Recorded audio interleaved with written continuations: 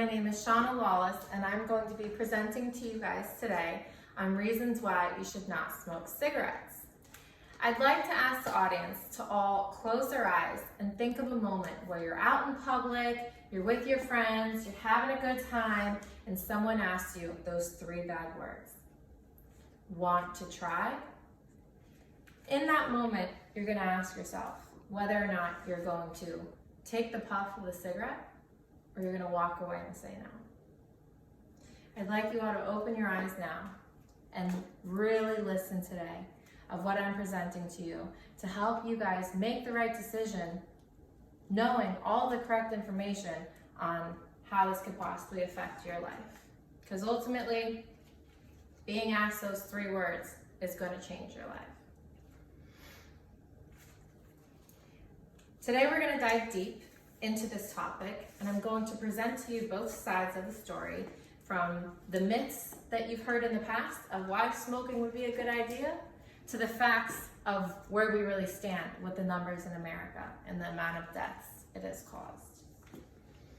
3 out of 4 teens think by smoking cigarettes they'll be able to stop, and unfortunately they don't. This is a conversation that we really need to be having with our children to prepare them for the world rather than just avoid it. We need to make sure the children know what happens from something as simple as taking a puff of a cigarette. Smoking cigarettes causes many health concerns. Cigarettes cost you a lot from your life, and secondhand smoke will kill people around you. Smoking lowers risk of Parkinson's disease, is something people say to make themselves feel better about the bad habit that they have. Smoking lowers risks of obesity. That's another thing that is a myth, because when you try to stop smoking cigarettes, you're more likely to gain a lot of weight back. So it's not really a good choice.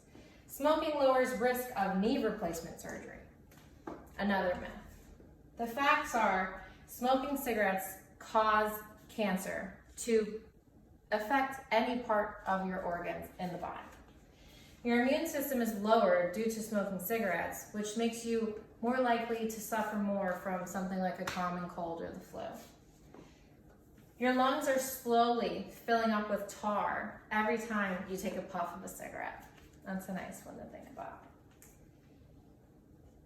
In the graph I have on here shows 480,000 deaths in the US per year from smokers. Different things that it includes is everything from lung cancer, heart disease, strokes, pulmonary disease, lots of bad things. When you look at what cigarettes can make you lose, you think about money off bat. How much money do you spend on cigarettes per year? That's enough to take a nice trip to Hawaii. So I really hope you weigh out those options rather than drinking a pina colada on the beach. When you look at some of the statistics proven, on average, smokers die 10 years earlier than non-smokers.